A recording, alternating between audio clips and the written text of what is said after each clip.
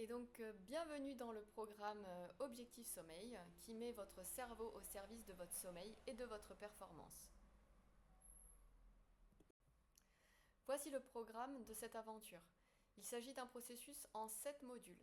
Au préalable, vous verrez les prérequis sur le sommeil. Les prérequis sur le sommeil, ce sont les connaissances de base sur le sommeil. Le sommeil est un besoin essentiel et pour permettre de pouvoir se déculpabiliser et d'avoir une meilleure connaissance de ce qui existe, des habitudes, des hygiènes de vie, des conséquences, etc. et de prendre ce qui est bon pour nous, on va vraiment faire un premier travail sur ces prérequis. Donc bien sûr, c'est des choses que vous pouvez très facilement trouver sur Internet. L'idée là, c'est de venir challenger ces connaissances, ces habitudes, en fait tous ces éléments qui vont générer chez nous des croyances, des injonctions de il faut que, ah mais si je me couche à telle heure, il va se passer ça, mais si je fais la sieste, ah mais si je mange ci, si je fais du sport, etc. On va venir un peu aussi challenger toutes ces injonctions et ces croyances. Au module 1, voilà, là on est parti. L'idée, c'est de venir travailler sur le sommeil.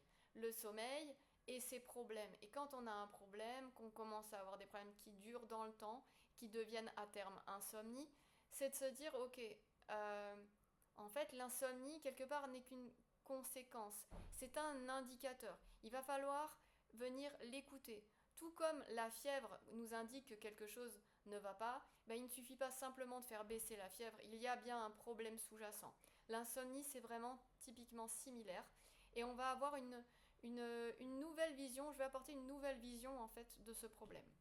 Au module 2, une fois qu'on a posé ces bases-là, l'idée c'est de partir et de discuter du parcours de soins de l'insomnia chronique. Aujourd'hui, il y a un vrai déficit, un vrai souci, cela n'existe pas en tant que tel. Vous allez avoir des parcours de soins si vous avez par exemple, vous avez la chance, entre guillemets bien sûr, d'avoir un problème d'apnée. Vous allez voir quelqu'un qui est dans la sphère ORL et il va pouvoir vous accompagner et vous appareiller et faire les tests, etc. Tout va être tracé et vous serez aussi reconnu dans le problème que vous traversez. Lorsque vous avez l'insomnie et que ça commence à s'être bien ancré et que ça commence à toucher un peu toutes les sphères de votre vie, là les choses se compliquent. Le parcours de soins commence à devenir un peu tumultueux et les médecins qui sont experts dans leur branche se renvoient la balle. Donc l'idée c'est déjà d'analyser en fait ce qui se passe. Nous en fait la petite balle brinque-ballée d'un côté de l'autre que les médecins et les praticiens se refilent et nous au milieu avec l'impression de rabâcher, l'impression de ne pas être entendu, de ne pas être compris et pour apporter un peu de bienveillance. Le médecin, il est expert dans son domaine et uniquement dans son domaine. Et nous, à défaut en fait d'un parcours de soins qui nous est propre, l'idée c'est de devenir maître de notre barque et d'aller la mener. Et c'est aussi l'ambition de ce programme. Moi, je suis pas là pour vous mettre dans un parcours de soins qui est figé, tracé. Moi, je vais vous donner des bribes, des notions en fait qu'il va falloir mettre en place qui sont assez évidentes avec le temps. Vous verrez que bah, y a des choses qu'il va falloir adresser. Et l'ordre et la manière dont vous allez évoluer, c'est vous qui allez le construire au fil du temps. Et comment vous allez le faire? Tout simplement en se basant sur les choses logiques et rationnelles. Moi, c'est ce besoin que j'ai eu à adresser à un moment donné. J'avais besoin de logique, de rationnel. J'avais besoin d'avancer. Ce qui me l'a apporté, c'est les neurosciences. Donc c'est un mot barbare simplement pour parler du cerveau et de comment il est. Et donc le module 3, c'est ça. Ça, c'est vraiment ma vraie valeur ajoutée. J'adore vulgariser des concepts qui peuvent être complexes avec des illustrations simples. Ces illustrations simples vont permettre de décrire Tom, votre cerveau, comment il est, et ensuite aussi comment il évolue dans le temps, ce Tom, lorsque tout va bien, lorsque voilà, il a des bonnes habitudes, comme un sportif qui a des bonnes habitudes, et ben vous allez avoir aussi quand Tom, ben justement, il a pris de mauvaises habitudes. Il s'est passé quelque chose qui a durci, qui a fait que ça s'est cristallisé, il s'est mis en tension. Comment ça se passe au niveau du cerveau? Et une fois que l'on a vu comment il est, l'idée c'est de savoir comment il fonctionne. Il a des lois qui sont immuables, c'est-à-dire valables pour tous. Et ces lois, on va venir aussi les explorer sous forme de petits exercices très simples. Et ce seront des exercices que vous pouvez trouver en fouillant en fait sur internet. Dès que vous faites un peu de dev perso, dès que vous faites du mindset, dès que vous faites de l'entrepreneuriat, dès que vous faites des sciences cognitives, etc. Vous verrez que vous aurez une approche quand même très transversale.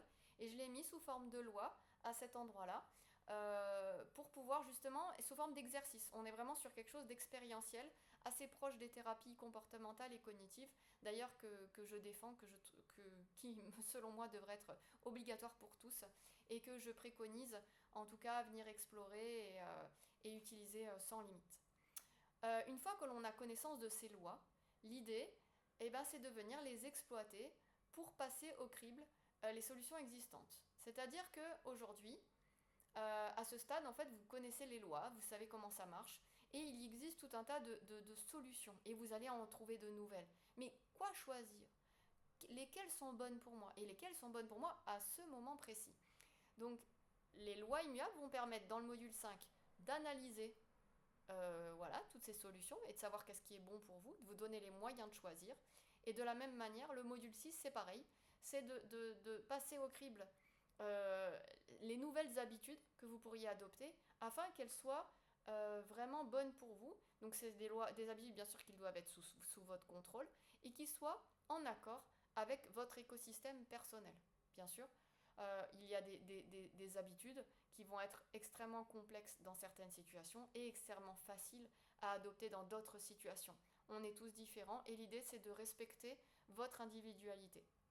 Et enfin, le module 7, ce sera une synthèse pour justement venir continuer d'ancrer ces apprentissages. Merci pour votre attention.